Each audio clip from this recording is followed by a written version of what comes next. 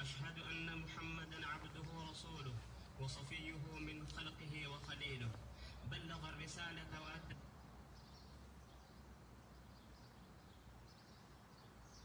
Shama akkam bultan baga nagaan dhuftanii ergaa gabaabduu tokko qabaa baga nagaan dhuftanii sheer godhaa akkam bultan fayyaa keessanii baga nagaan dhuftanii waan xiqqoo tokko irraa dubbachuu barbaadaa mee sheer naa godhaa yoo jiraattan jirra jedhaa yoo jiraattan Ana dhufu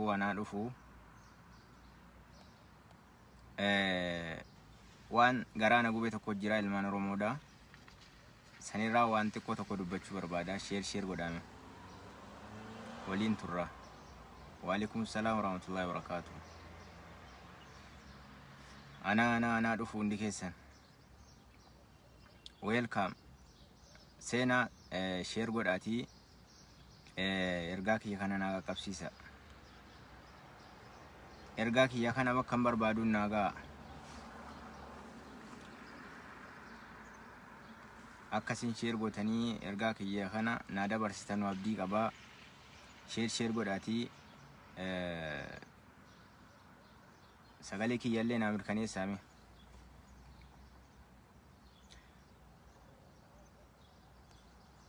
sagalee kiyya naa mirkaneessa الأمانة ونصح الأمة وجاهد في الله حق جهاده حتى أتى maarree seenaa صلوات الله وسلامه عليه sagalee kiyya dhagaartanii وأصحابه أجمعين أما بعد sagalee kiyya dhagaartanii بسم الله الرحمن الرحيم يا ربي نبدا في دين الإسلام anaa dhufu sheer naa godhame ergaa gabaabduu tokko qabaa waan deemaa irraa waan garaana gube tokko jira sanirraa waan tokko dubbachuu barbaada laftillee ganamaa namni jiraatee naan gallee bakka ergaa kiyya dabarfadheetumarraa ba'aa yoo jiraattan sheer godhame yoo jiraattan sheer godha sanyii mootii eeyyeen galatoome sanyii mootii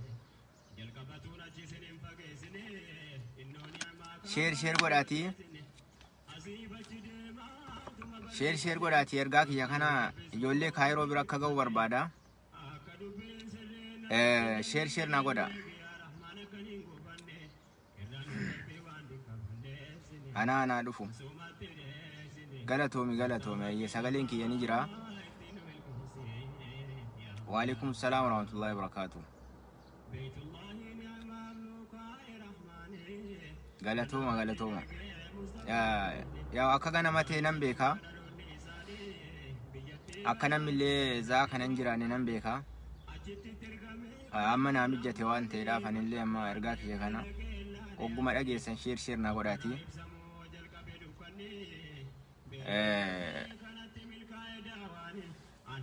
kaayiroo keessatti ijoolleen keenya kaayiroo irra jirra jedhan yoo jiraatan ergaa kiyya kana biraan naa ga'a yoo jiraatan oggaa kanachi ta'anii gartanii wal guuranii paarkii garaa dhaqanii sargii qopheessanii maal godhanii nu agarsiisaa oolanii gaafa gartanii biyyi keenya achi keessatti arrabfamu ummata hin taane ummata gantootaan jira bira ta'anii biyya keenya arrabsanu waan jedharraa callisanii wallaallee kanaaf sheer godhaatii biraan naa ga'a waarraan gartanii waattiin kafaltanuu sheer godhaatii biraan ga'a dhugaa rabbi baay'ee na gaddisiise dhugaa rabbi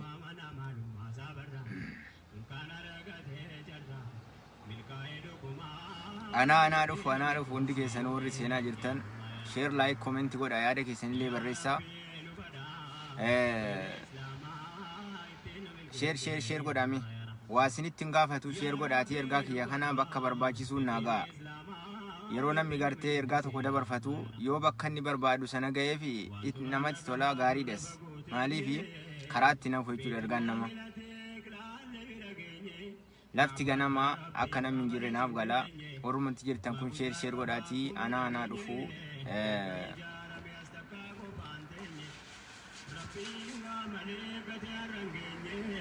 سينا أصاب الفيل كما دقيني أبراهان جبسون في جيجن دنديني ربي انت ياران دايتون بلنجيني سورة في دقيني قولي رب السماء تنم الكهسي يا الله يا رحمن بكها لمرة بيندي والقو شير قوتنيتو نما ماري نما ما ارجع كي يتفواتي شير قودا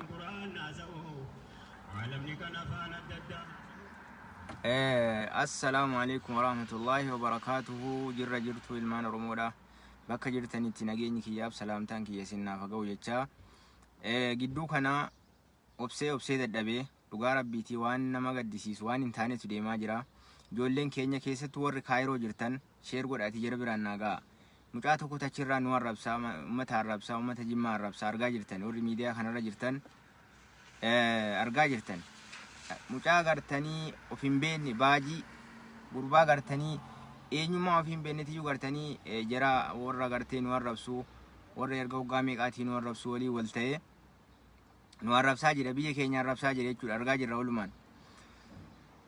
Waan sanarraa waan natti dhagahamee anis akka mataa kiyyaatti dubbachuu barbaada. Wanti godhamaa jiru kun itti yaadamee godhamaa jira beekadhaati callisee miti. Gurbaan sun gartanii ijoollee nu arrabsitu, ijoollee nu xinneessitu, ijoollee kaayiroo keessa jirtu kaakka asiliidha. Kan gartanii nu xinneessaa turan uummata Jimmaa arrabsaa turan waan hin taanee waamaa turan safuu kan hin eegganne, safuu Oromoo kan hin eegganne, aadaa Oromoo kan hin eegganne. Achi taanii jira gurbaan kun maqaa Jimmaa baatee jira walii galee waan fokkataa uummata Jimmaa arrabsaa jechuudha. Waan gartanii nuti uummata biraa irratti jibbaa jirru nuun jedhee nu arrabsiisee biyya keenyallee alagaa nutti kolfisiisaa jira jechuudha. Warra nu gammadu, warra arraba kana gartee akka nuti arrabfamnu barbaadu. Waalaikum salaam warahmatullahi wabarakatuh. Sheer godha. Akka nuti arrabfamu barbaadu. Dhugaa rabbii obsee illee dadhabee waan kanarraan dubbadhu jedhee dhiisee ture na dirqisiise. Ni jira miti yeroo garii namarra taree naan irraa sa'uun dirqama ta'a. Kanaaf ijoolleen keenya warri kaayiroo jirtan yoo kan jiraattan taatan sinigalaa jira sheer godhaa biraan gaa ijoollee sana biraan. Yoo kan jiraattan taatan hoggaa kan achirraa baatanii iyyaa ooltanii Jimma koo jinnii koo maaloo jettanii iyyaa ooltan yoo biyyummaan keessan sinitti dhaga'ame yoo uummanni koo maa arraffamaan sinitti kan dhaga'amu ta'e yoo uummanni koo biyyi koo maa arraffamaan kan isitti dhaga'amu ta'e mucaan sun kaayiroo isin bira jira itti dhaqaatii bakka inni jirutti gorsaanii yoo inni didemmoo tarkaanfii barbaachisu irra fudhadha. Dhugaa rabbiiti maaliif maqaanu nyaataa jira. Maqaanu nyaataa jira jechuudha. Walitti qabee uummata arrabsaa jira. Uummata agartee maal waan inni jedhee arrabsaa jiru argaa jirtanii warri miidiyaa kanarra jirtanu.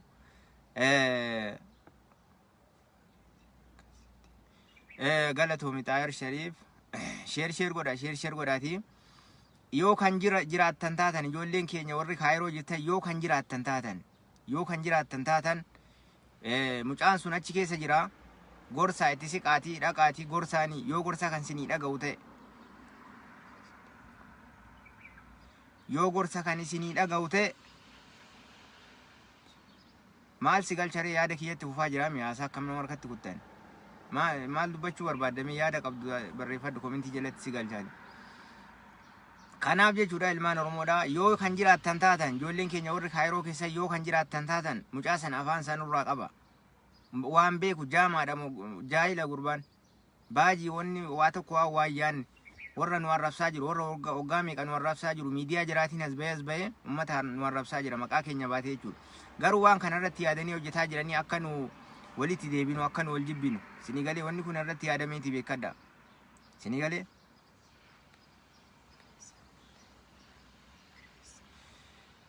Ayyee si barreessaa hoggaa yaada kiyya xumuradhee jedhee hoggaa namni yaada haasaa jiru sana naa ergin jedhina isin invaayitii akkuma argitaniin jechuudha. Invaayitii yeroo qabaa yaada kiyya haasaa jira waan ta'eef yaada haasa'uu dhufee waan natti dhaga'ame irraa haasa'uu dhufee. Kanaaf jechuudha ilmaan Oromoodha ijoolleen keenya warri kaayiroo keessa jirtan itti siqaatii mucaa kana gorsaa yoo inni didee afaan isaa nurraa qaba sinigalaa jira afaan isaa nurraa qaba nu arrabsiisaa jiran. argaa jirtan jechuudha. Miidiyaa aslii kana hoggaa meeqan arrabsaa jiru, uummata Jimmaa arrabsaa jiru. Miidiyaa isaatiin as ba'ee gowwoomsanii jechuudha. Mucaa sana gowwoomsanii akka nu arrabsu godhaa jiran. Dhugaa rabbiiti. Irratti hojjetanii irratti yaadanii akka nuti wal jibbinu akka nuti gartanii waan adda addaatu deemaa jira beekadha. FB kanarratti akka hin dogongorre ijoolleen Jimmaadha. Maqaa FB maqaa Jimmaatiin baratanii jiran amma nu jala. Maqaa Jimmaatiin banatanii maqaa ijoollee Jimmaatiin banatanii waan hin taane gocha fofokkataa hojjetanii nu dogongorsiisuudhaaf jechuudha. Kana sirriitti hubadhaasin. Maaloo Jimmaa kiyya jedheedhaaf ilma abbaa Jifaar ibba maal jedhee FB manateef profaayilii isaarraa footoo abbaa Jifaar kaateedhaaf ijoollee Jimmaa miti. Nu dogoggorsiisaa jiran dhugaa rabbiyaan namoota hedduu koomintii jirri barreessan taa'ee ilaalaa. Maqaa Jimmaatiin banatanii akka gartanii maqaa nu balleessu waan akka kanaa godhaa jiran hedduun jira argaa jira. Mucaa amma achi taa'ee jira wajjiniin nu arrabsu kana irratti hojjetaniiti beekadha. Irratti hojjetanii nu dogongorsiisuu jedhanii akka nuti wal jibbinu akka nuti walitti deebinu kana barbaadaa jiran. Nuti immoo kana jala sararree irratti baruu qabna. Naqqa'uu qabna jechuudha ijoolleen. Kanaaf as ba'anii nu arrabsiisuu nu dallansiisuudha jedhanii keenyuma nu arrabsiisaa jiranii jechuudha. Gowwaan gartanii hin dhalatin yoo dhalatin guddatin inni jedhamu isa kana jechuudha. Namatti dhagahama dhugaa rabbii namatti dhagahama. Maqaa Jimmaa jedhaa. Maqaa Jimmaa baattee Jimmaa maaltu godhee miti. Akkasitti baatee nu arrabsiisaa jirti. Jiraa wajjin walii galtee jiraa walii wal taatee gorsaa ijoolleen keenya warri Kaayiroo jirtan eessa jirtu mee warri gabbaatanii iyyaa ooltan eessa jirtan? Dhaqaa gurbaa kana gorsaa yoo didee tarkaanfii irra fudhadhaa. Nu arrabsaa jira biyya keenya arrabsiisaa jira. Kana laaltanii immoo akkan dogoggorre warra amma akkanatti nu arrabsaa jiru nu arrabsiisaa jiru warra maqaa ijoollee Jimmaatiin maqaa uummata Jimmaatiin maaloo kiyya Jimmaa maal Jimmaa kiyya jedhee FB banatee nu dogoggorsiisaa jiru kana laaltaniis akkan dogoggorree jechuudha. Sinii galaa jira. Dogongora keessa nu galchuudhaaf wanni jirri raawwataa hin jirre hin jiru. Argaa jirra jechuudha. Naqqaanee jirra warri gartanii waan kana hubannoo hin qabne hubadhaa sirriitti. Nu dogoggorsiisuu jedhanii wanni jirri raawwataa hin jirre hin jiru. Maqaa nu balleessu nu arrabsu mee laala arraba kana gartanii.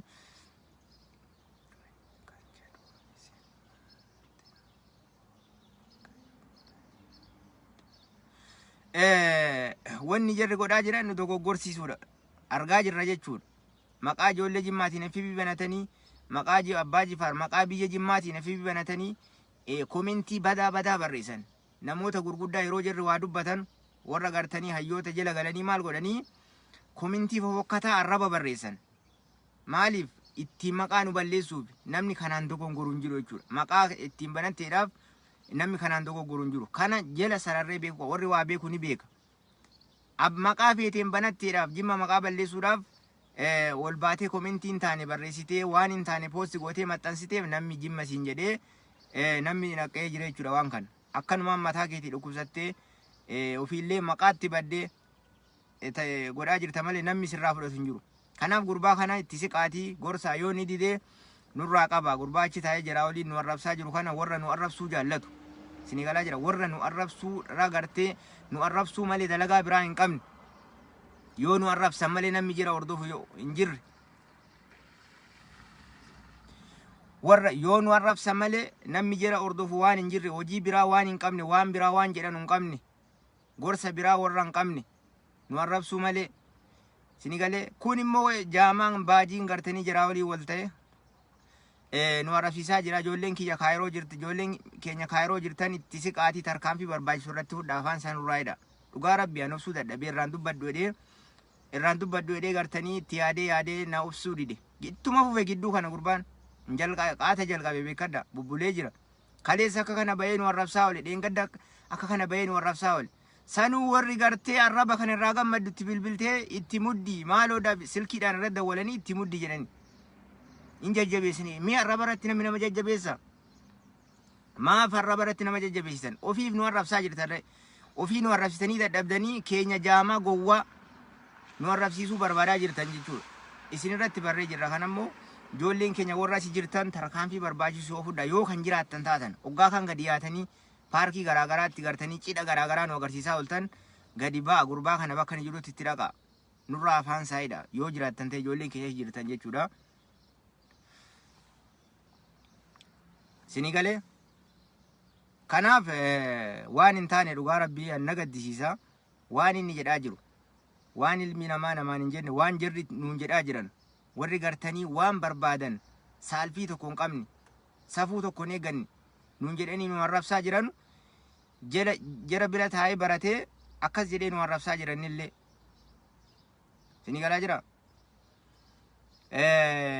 Akkuman siniin jedhe irra deddeebi'ee gurbaa kana yoo dandeessan nurraa callisiisaa gorsaatii garuu rakkoo namarraa hangaa jechuu miti.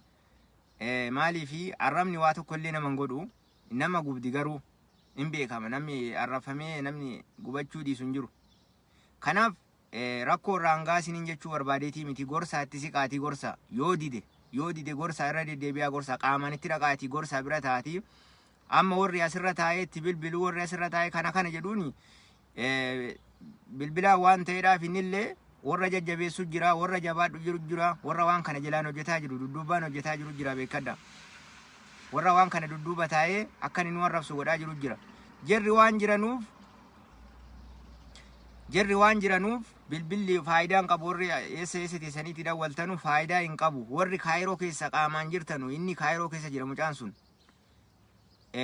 Tarkaanfii isaan malu irratti fudhaa gorsa itti siqaatii gorsa yoo dide gartanii nurraa hidhaa afaansaa nu fokkisiisaa jira nu saalfachiisaa jira maqaa jimmaatiin nu arrabsiisaa jiranii jechuudha.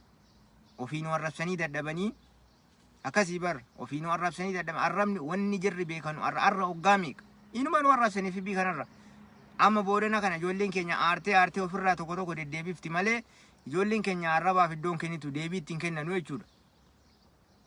Deebii ittiin kennanu garuu gaafa irra taree ofirraa deebisuun dirqama ta'a. Ofirraa kan deddeebisanu jiran ijoolleen keenya jechuudha. As duraan ijoollee keenya ba'anii deebii namaa kennanu nama arrabsanu takkallee argeen beeku takkallee. Garuu jarri maal godhaa jiran isa nu callifnu kana akka waan nu sodaanneetti fakkaatee maal godhanii ittuma fufanii jechuudha. Ittuma fufan keenyallee akka nu arrabsu godhan kun gowwaa keenya. Kanaaf jechuudha ofirraa deebisuun dirqama yeroo namarra tare ofirraa deebisuun dirqama. Irra deddeebi'ee ijoollee warra achi jirtan yoo kan jiraattan taatan yoo kan jirru jedha yoo kan jiraattan taatan akkuma isin jedhe mucaan kana nurraa hidha afaansaa warra itti gammadaa jiru jira. Arrabsoonni nu arrabsaa jiru kanatti warra itti gammadaa jiru jira. Kanaaf yoo dandeessan yoo jiraattan yoo biyyi keessan isinitti dhaga'ame yoo ma arrabfamnaan yoo ma nama nu arrabsee nama nu arrabsiisan isinitti kan dhaga'amu ta'e tarkaanfii irratti fudhaa nurraa hidha afaansaa nu saalfachiise fibiidhuma kanarra galuu jibbine sababa mucaa kanaa jechuudha. Baajii kan gartanii ilmoo namaan fakkaanne gabba'ee ummata nu arrabsiisee ofii nu arrabsaa oola. Isinii galaera.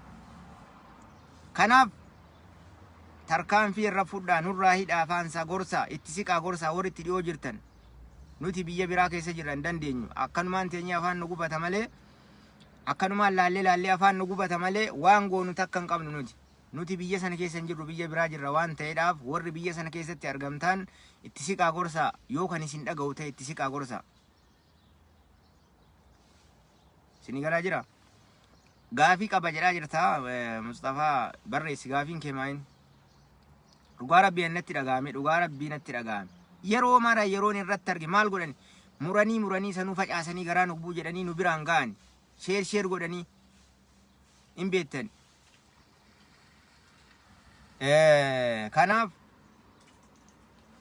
Kanaaf ilmaan Oromoodhaa warra achi keessa jirtan ijoolleen jimmaadhaa gurbaa kana nurraa afaan saayidha yoo dandeessan taatan. Isinii galaa jira nurraa afaan saayidha nu fokkisiisaa jira nu saalfachiisaa jira. Wanni jarri kana godhaniifuu irratti hojjetanii akka nu deebinee wal jibbinu akka nu deebinee wal gartanii diina wal goonu kana barbaadaniiti kana godhaa jiranii nuti immoo kana beeknee jirraa irratti garuu maaliif nu arrabsaa gabba'ee kan jedhudhumaaf irraa dubbachuu barbaade malee namni hojii isaa kanarra hojii jaraa kana yaada jaraa kana namni hojiirra oolchuuf hin jiru akkanumaan dhamaa jiranii namni waan dhamaa waan qabu wallaalaa yeroo gartee kasaaree waan qabee dhiisu wallaalaa dhamaa jiranii jechuudha. Karaa danda'an hin dhamaa jiran keenya nutti bitanii keenya nu arrabsiisuun jiraa dhamaatii guddaa keessa galuudha beekadha. Isinii galaa jira. Kanaaf ilmaan Oromoo warra achi keessa jirtan ijoolleen keenya akkuma isiniin jedhee gurbaa kana nurraa hidhaa afaansaa nu fokkisiisaa jira, nu saalfachiisaa jira. Dhugaa rabbii an ofitti saalfadhee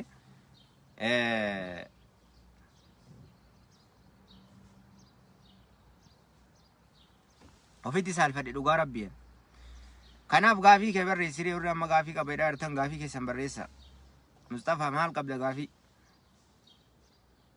Maal qabda? Sheer godhaati ijoollee Kaayiroon biraa an nama arrabsuun barbaadu akka gorsaatti isinii galee ijoollee warrumti gartanii Kaayiroo keessa jiran kun yoo kanumaanillee itti dhagaamee waan kanatti yaadanii gurbaa kana dhaqaniitti dubbatanuuf waan kana miseejii kana hangas dabarsuu barbaade irraa dubbachuu hin barbaanne. Waan kanaaf bakka kennuu hin ta'u beektanii iyyitee dadhabdee waan gootu dhabdee dhiifti. Iyyitee dadhabdee yoo namni waan kanarraan dubbatiin hin dhiifti wanni siin gootu hin jiru. Arrabsitee iyyitee waan gootee dadhabdee ofirraa dhiifti. Kanaaf hangasuma sheer godhaatii biraan naagaa gurbaa kana nurraa callisiisa. Gowwaadha, gowwaan hin beeku. Gowwaan hin dhalatanii yoo dhalateen guddatanii ni jedhanuuf kanaaf hin beeku gowwaan.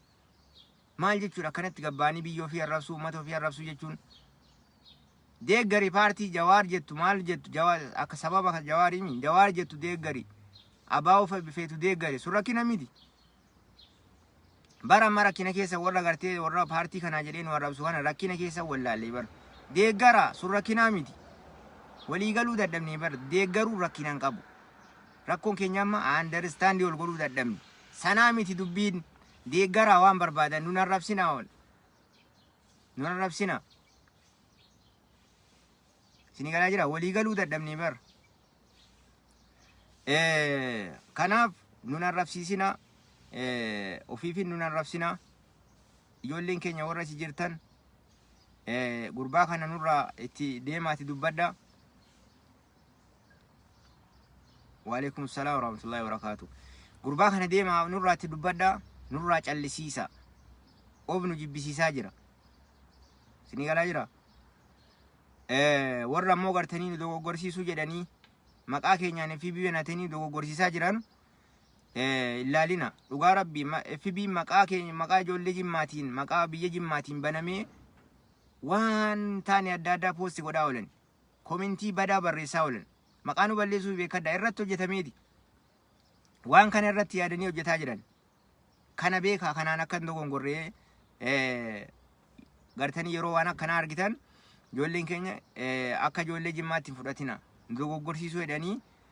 Nu dogoggorsiisuu jedhanii waan akka kanaa raawwataa jiran. Isinii galaa jira?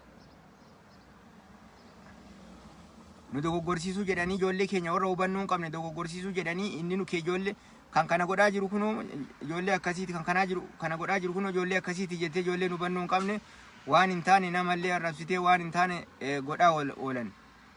Kun nu miti maqaa nu maqaa balleessii akkuma kana gurbaa kana agartanii godhaa jiran karaa adda addaatiin maqaa nu balleessu waan rakkoo nurraa qaban wallaalle beekadha. Dhugaa rabbii rakkoo jirri nurraa qaban wallaalle. Maqaa nu balleessuu irratti hojjetaa jiranii. Kanaaf kana laaltanii akka hin dogoggorree waan badaa gadhiiseef waan badaa hojjeteef abbaan fedhe waan fedhe hojjetu ofumaaf irraa gaafatama ofumaaf itti salphata ofumaaf itti saalfata deebi'ee jara laaltanii akka hin dogoggorre warra nu dogoggorsiisuu jedhee maqaa keenyaan FB banatee dhugaa galatoome ayyee Anawaar Jihaad galatoome. Sheer godha ijoollee Kaayiroo biraan ga'a sagalee kiyya kana. Maqaa keenyaan FB banatanii nu dogoggorsiisuu barbaadaa jiranii hin dogoggorru kana laallee immoo hin beennaa ijoolleen keenya warri hubannoo hin qabne immoo irraa baradha. Nama fedhe abbaan fedhe faranjiitu maqaa fedheen banatee waan fedhe gadhiisaa oola. Abbaan fedhe jechuudha. Uummata Oromoo dhiisaatii. Kanaaf maqaa laaltanii akka hin dogoggorre. Maqaa amma warra FB banatee waan hin taane gadhiisaa oolu waan hin taane poosti godhaa oolu laaltanii akka hin dogoggorre. Isinii galaa jira? Akka hin dogoggorreen isiniin jedhu. Bakka kanatti sirriitti hubadha. Ijoolleen keenya tokko illaa hin dogoggoraa jiran. Maqaa agartanii Jimma Abbaa Jifaar maal jedhuun FB banatanii ba'anii uummata arrabsanii yoo afaaniin ba'aniillee dubbachuu baatan waan fofokkata hayyoota keenya aktiivistoota keenya jala galanii yeroo jarri waa dubbatan waan fofokkataa komentii fofokkataa barreessan maaliif maqaa nu balleessuuf irratti yaadaniiti. Namni hubannoo kana hin qabne maqaa sana laaleetu dogoggora. Maqaa sana laalee gartanii yaada isaa ahaa gartanii ijoollee jimaata akkasitti na arrabsaa jira jedhee akkasitti dogongora waan ta'eef akkasii dhugaadha. Warra achi keessa Kaayiroo keessa taanii akkasitti jirra jedhanii yeroo kaan baanii haasa'anu amma gurbaa kana dhaqanii itti dhibanii gurbaa baajiidha bar gurbaa nama hin fakkaatu. An dhugaa rabbii nama arrabsuun barbaadu waan kanallee irraa dubbachuun barbaanne beekadhaan akka mataa kiyyaatti irraa dubbachuun barbaanne na dirqisiise nan obse dheengaddallee kaleessallee guyyaa sadii ga'e bahee nu arrabsaa oola maal jechuudha kun namatti dhagahamuu qaba bar. Kanaaf waan irraa dubbachuun barbaanne na dirqisiise hanganuma meseejii gabaabduu kana sheer godhaati yoo kan nu dhaga'an ta'an ijoolleen keenya warra achi keessa jiran dhaqaa gorsa nu dhaqanii yoo gorsa kan dhaga'u ta'e agorsa nu dhaqanii. Kanaaf sheer godhaatii biraan ga'a. Isinii galee akkan dogoggorre bakka kanatti irra deddeebiin isiniin jedha akkan dogoggorre abbaan fedhe maqaa fedheen banatee nama arrabsee waan hin taane gadhiisaa oola. Akkan dogoggorre ofumaaf itti salphataa ofumaaf itti rakkata waan ta'eedhaaf nu dogoggorsiisuu barbaadaa jiran arrallee borillee kana laaltanii akkan dogoggorre warrummaan ijoolleen keenya tokko baanii ofirraa deebisanu arrabsoo kan ofirraa deebisanu utuu arrabaa bakka kennuu dhiisanii gaariidha. Wanni jarri godhan tokko hin jiru. Maaliif ofumaaf itti salphatanii ofumaaf itti saalfatan yoo namni hin deeggarre yoo namni gartanii arraba kana maana arrabsa jedhee baay'irraan dubbanne wanni jarri godhan takka hin jiru. Biraa deebi'anii jechuudha. Nama arrabsanii dadhabanii biraa deebi'an.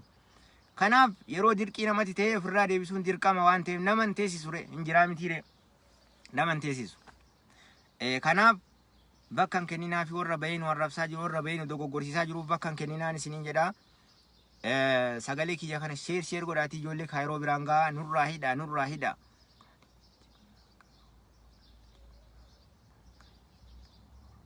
In beeka akka inni jimmaan bakka hin buune hin beeka barra namatu dogoggoraa nama dogoggorsiisuudhaaf akkas godhaa jiran. Afaan loqoda jimmaa haasa'ee akkasitti jimma fakkaatee yeroo nu arrabsu nama ittiin dogoggoruutu jira waan kanaan isinii galaa jira. Nama waan kanaan dogoggoruutu jira.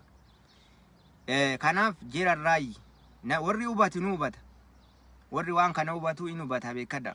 Akka jira irratti yaadanii waan kana gowwaa keenya argatanii nu arrabsiisaa jiran warri hubatu ni hubata. Irratti yaadanii waan kana akka jirra hojjetaa jiran nu wal jibbisiisuudhaaf walitti nu deebisuudhaaf akka jirri waan kana irratti hojjetanii irratti yaadanii hojjetan namni hubatu ni hubata. Warra nu hubanne jira. Warra waan kana in hubannetu jira. Jaraaf dabarsaa jira jechuudha. Warra waan kana nu namni gariin beekadha wama arge dhugaadha jedhee dogoggora keessa galaa bar. Namni hedduun namaa akkasi gariina warra waa sirriitti waa gattaa'ee xiinxaluu warra sirriitti gattaa'ee waa hubatu malee maqaa namaatiin fi banatanii dogongora meeqa raawwataa oolan namni warri waan hubanne argaa jirra. Beluutu akkana godhe kunoo fi biinsaa akkas isatu gadhiise isatu barreesse isatu akkana godhe jedhan. Nama dogoggorsiisuudha wanni jirri barbaadan. Warra waan kana nu hubanneef jedhaa jira. Warri hubatu silaa nu hubata isinii galaa jira. Warri hubatu in hubata silallee. Kanaaf warra waan kana nu hubannee akkan dogoggorree jira biraan sheer godhaa biraan nagaa ijoollee keenya Kaayiroo keessa jiran yoo jirra ta'an yoo kan jiraatan ta'an gurbaa kana afaansaa akka nurraa qaban. Gurbaan kun nu saalfachiisee jira. Isinii galaa jira. Nu saalfachiisee jira gurbaan kun. Akkasii ilmaan Oromoo warra achi keessa jirtan afaansaa nurraa hidhaa dhugaa rabbii annatti dhagaameen nan dubbadhee. Aganuma isiniin jechuu barbaada warri yaada qabna jedhaa jirtan babarreessaa irraa baatii yeroo dheeraa irra turuun barbaanne hanganumayyuu dubbachuu barbaadeetii miti waan irraa dubbatanullee miti kun waan nama saalfachiisu waan nama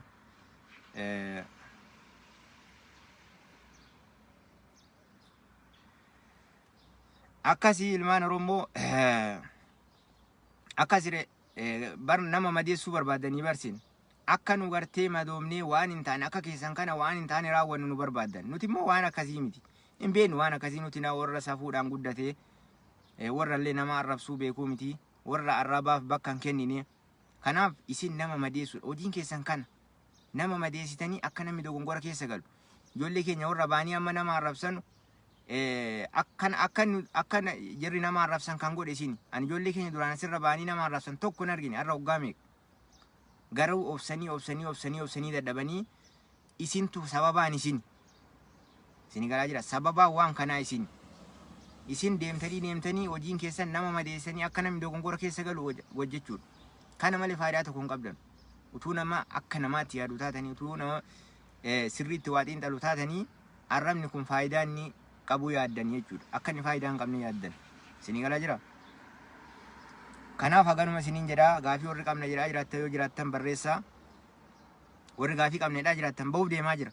Dhugaa rabbiiti. Warri gaafii qabnedhaa jiraattan barreessa. Bahuuf deemaa jira yeroo hin qabu ni gahaa hanganuma dubbachuu barbaade waan irraa dubbadhullee miti.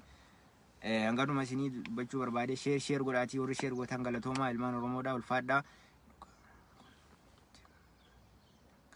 Jimmaan bakka hin bu'u nin beeka akkan jimmaan bakka hin buune hin beeka. Namni tokko of mataasaa bakka bu'a malee jimmaan bakka hin bu'u. San beekaatumarraa haasa'e. Jimmaan akka inni bakka hin buune hin beeka. Warra waan kanaan sababaa godhatee ittiin waan kana babal'isutu jira. Kanaaf gurbaan kun nurraa callisiisamuu qaba. Isin galaa jira. Gurbaan kun nurraa callisiisamuu qaba. Maaliif jennaan warra hubannoo hin qabne jira. Ijoolleen kiyyallee ijoolleen keenyallee waan kanaa warra dogongorantu jira. Kana laalanii gartanii ummata dhaqanii arrabsan. Ummanni bakkatti arrabfamuu hin qabu. Isin galaa jira. Wanni isin galu tokkoffaa maa inni beektanii yeroo namni bahee nama arrabsu walitti qabanii ummata arrabsuun hin ta'u. Amma warri nu waan kana irratti hojjetee nu arrabsiisaa jiru ijoollee warra Kaayiroo jiran aslii faadha. Asliin immoo gurbaan kun miidiyaa isaatiin iyyuu bahee nu arrabsaa jira. Waan kana kan godhaa jiru ijoollee aslii sanfaatu miidiyaa jaraatti kennanii akka nu arrabsu godhaa jiran waan ta'eef nuti arsii arrabsuu hin qabnu sababa gurbaa kanaati jennee. Arsii waan nuti balleessu hin qabu. Jaarraa Mustafaa Jaarraa fa'a goota hedduutu jira keessa jira. Warra haqaaf qabsaa'u warra dhugaaf qabsaa'u. Jira bakka hin bu'u. Biyya jiraa bakka hin bu'u. Isin galaa jira. Inni mataa isaa bakka bu'a. Ummata arsii nama haqaa meeqa keessa jira. Hayyoota meeqa keessa jira. Kanaaf ijoolleen keenya akka waan kanarratti hin dogongorre. Yeroo nama arrabsitan yoo dandeesse yookaan dhiisaa nama arrabsina. Yookaan nama arrabsina yoo dadhabdan namicha sana adda baasaatii ofirraa arrabsaa malee nama arrabsu isin hin gorsu laan akka mataa kiyyaatti nama arrabsaa jedhee isin hin gorsu. Yoo dadhabdan namicha sana addatti baasaa arrabsaa malee hayyoota nuti irraa saalfannu hayyoota meeqatu keessa jira keessa hedduutu jira jechuudha. Uummanni warri haqa deeggaru kun olaalamee Mustafaa Jaarraa akka inni itti gartanii guyyaarraa haqaa waliin dhaabbatee dogongora tokko malee jechuudha.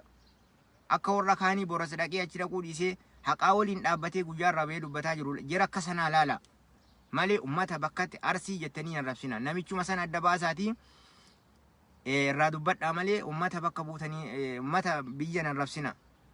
Amma jirri waan kanarraa illee eeggatan hubaro jirri amma warri nu arrabsan kun jimma jedhaniituma bakkatti arrabsan waan ummata ollaalaa ummata awaama ummata gartanii jaahila waan beekne.